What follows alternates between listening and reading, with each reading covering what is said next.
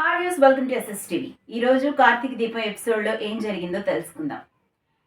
దీప మరియు కార్తీక్ గురించి ఎక్కువ ఆలోచిస్తుంటుంది జోష్న. ఒకవేళ వీళ్ళిద్దరి మధ్య ఎటువంటి సంబంధం లేదా, నేనే ఎక్కువగా ఊహించుకుంటున్నానా, కానీ వీళ్ళిద్దరి సిచ్యువేషన్ చూస్తే అలా లేదే, వీళ్ళిద్దరూ ఏంటో నాకు అర్థం కావట్లేదు, నేను ఎలాగైనా కార్తీక్ని పెళ్లి చేసుకోవాలి, దానికోసం నేనేం చేయాలని ఆలోచిస్తూ ఉంటుంది. ఇంతలో శౌర్యకి ఒక కాల్ వస్తుంది. ఆ కాల్ సారాంశం ఏంటంటే, శౌర్యకి కార్తిక్ కాల్ చేస్తాడు. కాల్ చేసి, ఏ రౌడీ, ఎలా ఉన్నావు, ఫోన్ ఎలా ఉంది అని చెప్పి అడుగుతాడు. అయితే దానికి శౌర్య కార్తీక్ అని ఏదో చెప్పబోతూ ఉండగా అక్కడికి అనుకోకుండా జోష్న వస్తుంది. అసలు విషయం ఏంటంటే, కార్తీక్ వాళ్ళకి ఫోన్ కొనివ్వాలని అనుకుంటాడు. కానీ ఆత్మాభిమానం గల దీప ఫోన్ తీసుకోదు. ఎందుకంటే తనకి ఫోన్ నీడుంది. అయినా కార్తీక్ కొనిస్తానంటే మాత్రం దీప తీసుకోదు కదా! ఇది అందరికీ తెలిసిన విషయమే. అయితే దీప తనకు తానే ఫోన్ కొనుక్కునేలాగా కార్తీక్ ఒక సిట్యుయేషన్‌ని క్రియేట్ చేస్తాడు. అది వాయిదాల ప్రకారం ఆ దీప ఆ ఫోన్‌కి కట్టే విధంగా మాట్లాడతాడు. అయితే అది తెలియని దీప ఫోన్ వస్తుంది కదా అని చెప్పేసి ఫోన్ తీసుకుంటుందనమాట. అయితే కార్తీక్‌కి వాళ్ళకి ఫోన్ నీడుంది కాబట్టి అట్లా చేయిస్తాడనమాట.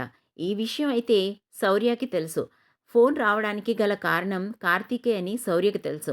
కానీ ఇంట్లో దీపకి చెప్పదు. ఎందుకంటే కార్తీక్ ఏం చేసినా దీపకి నచ్చదు కాబట్టి, దీప ఈ విషయంలో అసలు ఒప్పుకోదు కాబట్టి, శౌర్య దీపకి ఈ విషయాన్ని చెప్పదనమాట.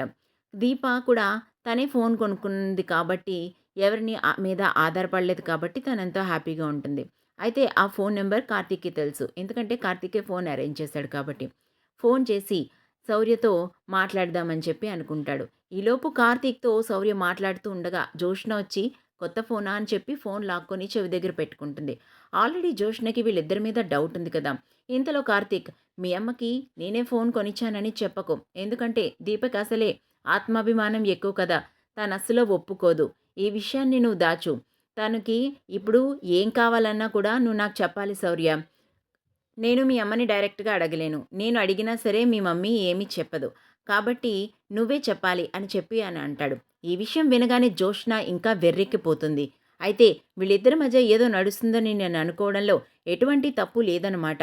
నేను ఎక్కువగా ఊహించుకుంటున్నాను అనుకున్నాను కానీ వీళ్ళు ఇప్పటికే చాలా ఎక్కువ చేస్తున్నారని అనుకుంటుంది.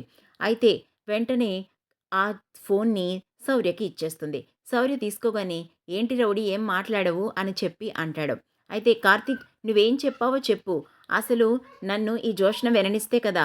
జోష్న ఫోన్ తీసుకొని విన్నది. నువ్వేం చెప్పావో నాకు తెలీదు. తనతో ఏం చెప్పావో నాకు చెప్పు అని అంటుంది.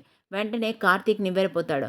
జోష్న దగ్గరికి ఎలా కాల్ ఎళ్ళిందని చెప్పి, సరే నేను తర్వాత చేస్తానని అంటాడు. జోష్న శౌర్యతో, ఇది కొత్త ఫోనా? భలే ఉంది మీ పని. బానే కొత్త ఫోన్లు కొనుక్కుంటున్నారే అని చెప్పి అంటాడు. ఇది కార్తీక్ కొనిచ్చాడా అని చెప్పి జోష్న శౌర్యని అడుగుతుంది. అవును, కార్తీక్ వల్లనే ఫోన్ వచ్చిందని చెప్పి జోష్న అంటుంది. వెంటనే దీప, అదేంటి, ఈ ఫోన్ మనం కొనుక్కున్నాం కదా, కార్తీక్ కొనిచ్చాడని అంటావేంటి అని చెప్పి అంటుంది. దీంతో జోష్న, దీప, పిల్లలు ఎప్పుడూ అబద్ధం చెప్పరు. నువ్విందులో ఇంకా ఏదో దాయాలని చెప్పి ట్రై చేయకు.